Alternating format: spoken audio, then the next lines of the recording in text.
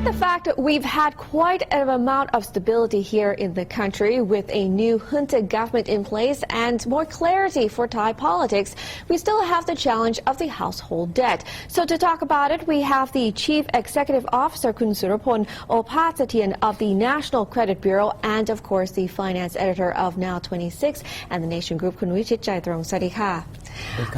Kun Opa, thank you so much for coming here. Kun Surapon, excuse me. Yep.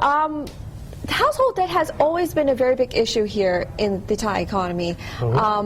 Is it still a very big concern for the second half of 2014? In the big picture, the household debt is increasing from 8.9 trillion go to 9.8 trillion. Compare with first quarter last year and first quarter this year, you see that is the debt is increasing is 0.9 trillion within 12 months. Did you see? This is 12 a big, months. This is a big problem. Yes, it's a very big, serious problem. And do you think that this is still, I mean, we've had a lot of analysts saying that it is because of the interference from populist policies. Yep. Is this still the effect of that? Yes, because when the household debt is increasing compared with the GDP or some figure, it will hurt about the purchasing power of the people, because the people will be save the money, okay, reserve the money, one proportion before repay the debt.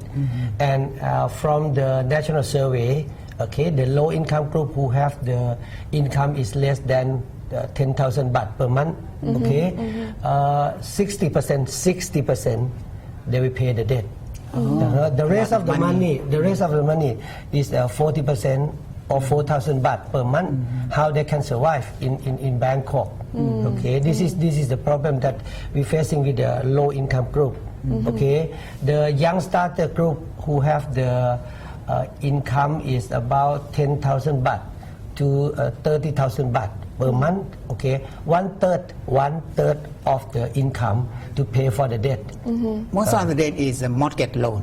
No, it's increasing from all the loan is housing. Okay, is credit card, personal loan, and auto loan.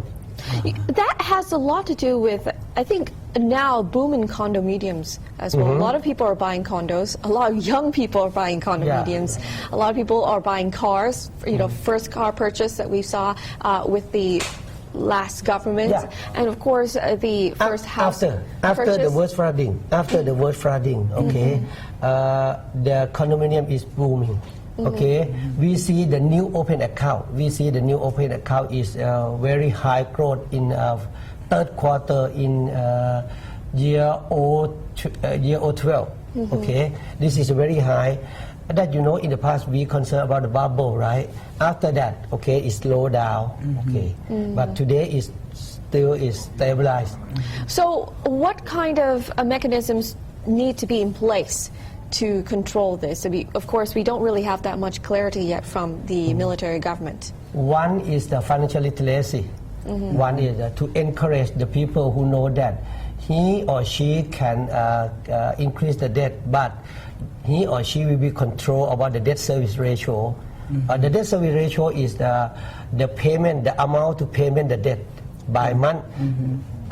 Compared with the income is not less than, and not more than 40%. So okay, 40%. so if you are a young person or you are someone who doesn't want to be in debt for the rest of your life, and you want to be in control of your finances, your suggestion is?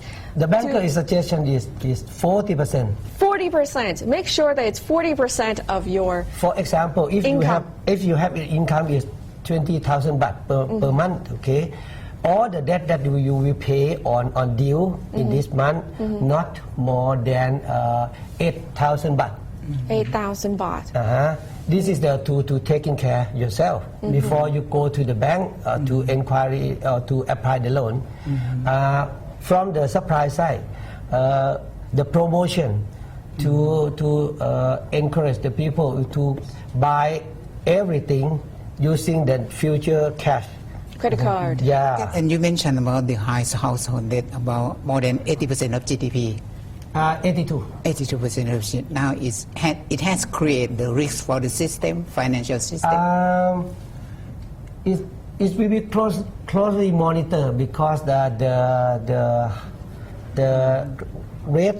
red line is about 85%. 85%. 85%. When, on 3 more percent. Yeah. In Malaysia, in Malaysia, when the household is increasing to touch with 77% of the GDP, okay, most of the regulator is introduce